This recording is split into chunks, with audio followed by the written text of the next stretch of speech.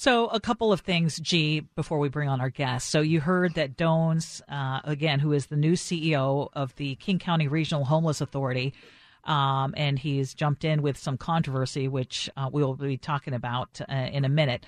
But he says he does not believe in large congregate shelters, that he thinks this is a problem that needs to be solved, maybe 5, 10, 15, 30 people at a time. Okay. So I listened to all of that, Ursula, and there's two things that I have to say about it. Number one, I don't know that I really disagree with him. In my heart of hearts, I do kind of feel that a smaller scale approach to this would be better because so much detail is missed when you try to go larger scale. That's on one hand. On another, I'm going to say, and because I do agree with him, that also leads me to believe, hear me when I say this, we're never going to get to the bottom of this. Let me repeat that again.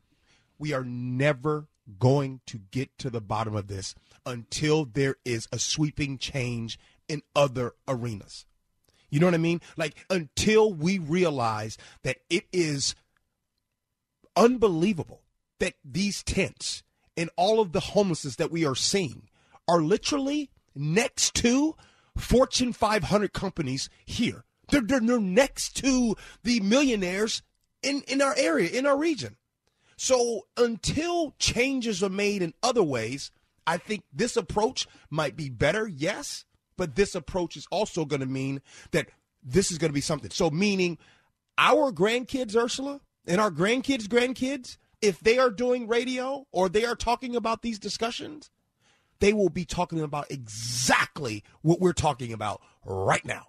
I'm going to disagree with you. Okay. I don't think that we will ever get rid of homelessness because that has existed, forever. But we cannot continue at the pace that we are at right now. Too many people are going to die out in the elements, first of all.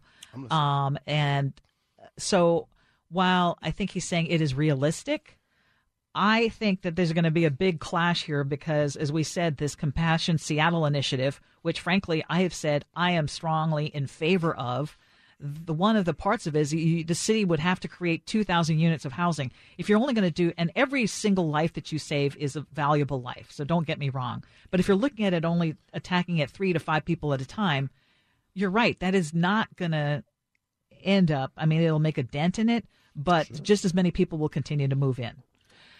One last thing, Ursula. 55 of the most profitable companies in America paid no federal income taxes.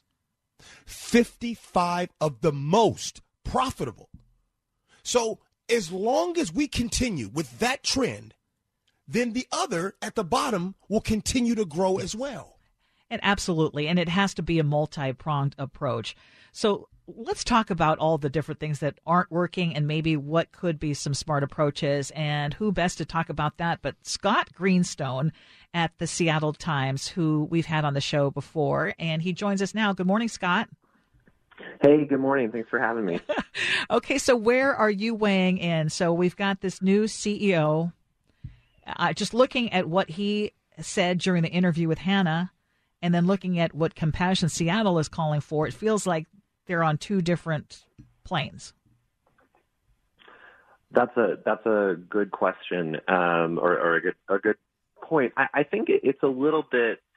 There's two sort of major aspects to that. Compassion Seattle is focused on what is happening on the streets, right? Obviously Compassion Seattle is kind of saying let's build new housing, but it doesn't really provide funding for that. It doesn't say let's have new taxes or anything like that. It's basically saying let's build the spaces so we can get folks off the streets and then let's get folks off the streets. And if we have to make them, we got to make them, Mm-hmm. And Mark Dones, who, is going to be running the Regional Homelessness Authority, they're focused more on what happens when we get those folks off the streets. Mark is not necessarily going to have much in the way of control over enforcement. That's up to cities. Cities get to say how they want to enforce or if they want to pass laws against homelessness. So we've got two different aspects here. Obviously they're not separate, right? If I have a record and I owe a lot of money to the court because I've been fined again and again for camping outside, it's going to be a lot harder for me to get off the street. So the two things are connected, but they're kind of these separate pieces of the issue. Scott, do you know if the sweeps stopped during COVID? Do you know if they did anything to get people off the street, or do they just move people along? Talk about that, sir. So yeah, the city has almost completely stopped, removing homeless camps, right? They're still doing a few, and there's been a few high-profile ones. I think we probably all remember Cal Anderson and the multiple, big police actions that happened there. But for the most part, they've stopped. And I think if you drive through Seattle, you can kind of tell. Folks are staying in the same place for a lot longer, pitching, tents and being able to stay there. And there are I've talked to a lot of folks who live in RVs that they haven't had to move their RVs every 72 hours like they used to. And so yeah, there's definitely, sweeps have stopped. But the problem is that everything has kind of stopped, and shelters have gotten a lot smaller because you can't have 100 people sleeping in a room 6 inches from each other. You've got to empty that room at least halfway out, maybe more. And where are you going to send all those people? A lot of them would rather take their chances on the street or out in a tent where they're not scared of getting COVID. Scott, you've been covering the homelessness crisis in this area even before this pandemic. And just a second ago, you said everything kind of sort of stopped. And it kind of reminds me of, rent payments essentially have stopped because of the rent moratoriums that's been going on. So right now, if you will, over the last year, there's been a lot of things that's on pause, right? And so you have been covering all of this before the pandemic, and now here we are going through the pandemic. How do you see things happening once the rent moratoriums are taken away? And if you will, things aren't stopping like they used to. How do you foresee things happening in Seattle when it comes to the homelessness issue? That's a really great question. For the last year, I've been trying to figure out, are we actually seeing, a rise in homelessness, or is it just that it's super obvious now because we're not making people move from place to place, right? And I wrote a story last week that Ursula mentioned about, looks like we have seen a documented rise in tents. But when I talked to experts, they said, jury's still out. Are these newly homeless folks? Are they homeless folks who've been homeless for years and now they're sort of coming into the open because they know they won't get swept? So that's a great question. There's with the eviction moratorium, getting, probably going to expire soon. If we don't have enough rent relief for some folks who have lost their jobs, we've had a lot. The folks who, I've talked about this on the show before, but the folks who are the most sort of statistically shown to be the most sort of vulnerable to homelessness are those folks who are in like temp jobs, restaurant workers, seasonal workers, and those people are really feeling a lack of employment right now because the economy has not, a lot of those jobs have not yet come back. We're not back in our offices yet, not all of us. And so we're not necessarily going down to the coffee shop in, the business district. And so that coffee shop may have still laid off its baristas or several of them. Until we sort of recover, those jobs may not come back. And the rent that those folks owe is still accruing, right? So I think you have a great point, Gee, that, we definitely could see things start to move a lot and in a really bad way when the eviction moratorium expires. Scott, I mentioned earlier that the Compassion Seattle initiative would mandate that the city create 2,000 units of housing for the homeless. And I know that you recently visited the Executive Hotel Pacific downtown, which... That's right. How many people does that house, or should that house? Yeah, I believe in the end it's going to house over 100 folks. But here's the thing: house. They've got a lease. The idea is, let's get these folks into this hotel room, but the hotel room is definitely, not permanent. And for some folks, that's all they're going to need, right? Actually, maybe for many folks, they get treatment. Maybe they get into inpatient treatment, or maybe, other folks are going to go to a nursing home or something like that if they're severely disabled, which a lot of folks out on the street are. But there are some folks that are going to need housing that just doesn't exist anymore, housing that they can pay for with their Social Security. And that's not going to be those hotels. Those hotels gotta get replaced with something. Okay, Scott, the other thing I wanted to bring up is that Mark Dones was not the first choice for the position for CEO of the Regional Homeless Authority for King County. And I have heard that some mayors were concerned that his background is more in activism and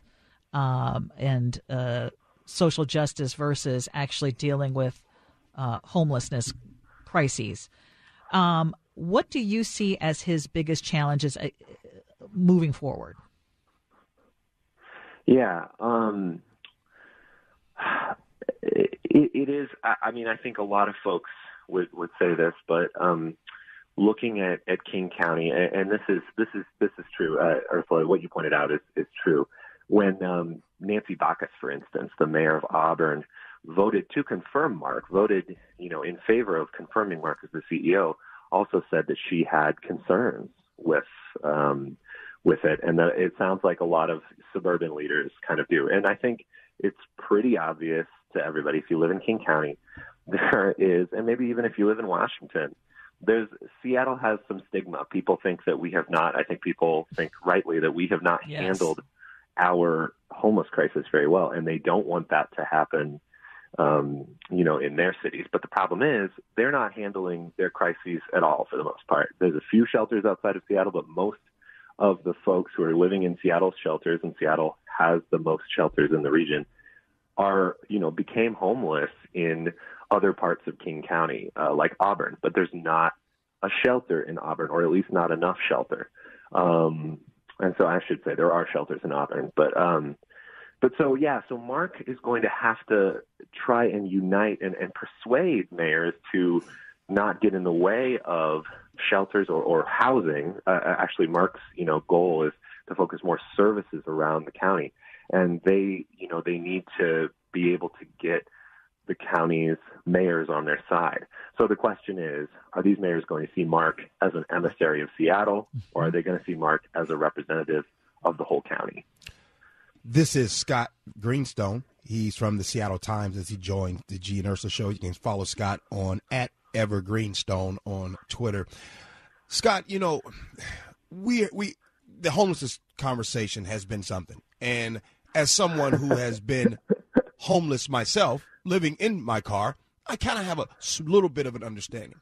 But here's the part that I wonder if it's going to move to. So, for an example, Scott, if I needed a place to stay and you let me stay in your house and you made it, quote, affordable, or if you will, you just let me stay there, that's one thing. But if I don't make money, how can I keep that place up? So here's what I'm saying. Do you ever foresee the city of Seattle giving money to people that are homeless, because the only way for them to truly get out of things is for them to have income and money? That's a great point, Gee, and you're not alone in saying that, right? I think we've talked before about studies coming out of Canada. A recent study came out of Stockton that shows that if you do just give folks money, not all of them are going to spend it on the things you might, want them to. But by and large, they will save it. They will spend it on things that will help improve their lives.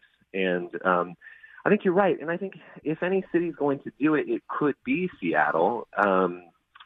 But I don't know. Like you said, there's a lot of political infighting in Seattle. And when you're talking about giving money to homeless folks, that does tend to be a divisive issue. A lot of people have a lot of notions about the majority of homeless folks. I can't tell you how many emails I get every day that says, that say, well, most homeless folks are on drugs. And I think that when they say that, they mean the folks in tents. But the folks in tents only make up around 10% of the overall homeless population.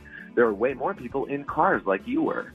At least the best data that we have says that.